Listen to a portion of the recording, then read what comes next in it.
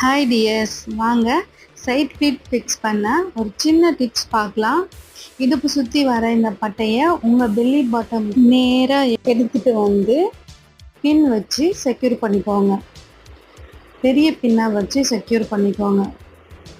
Secure பண்ணிவிட்டு கீழே இருந்து மேலே உங்களை பார்த்தா போல் ஒரு 3 லேயர் எடுத்து, நான் எடுக்கிற போலையே உங்களை பார்த்தா போல் 3 லேயர் எடுத்து அதை உங்கள் பெல்லி பாட்டமுக்கு நேராக வச்சு அகெயின் இன்னொரு பின் வச்சு செக்யூர் பண்ணிக்கோங்க.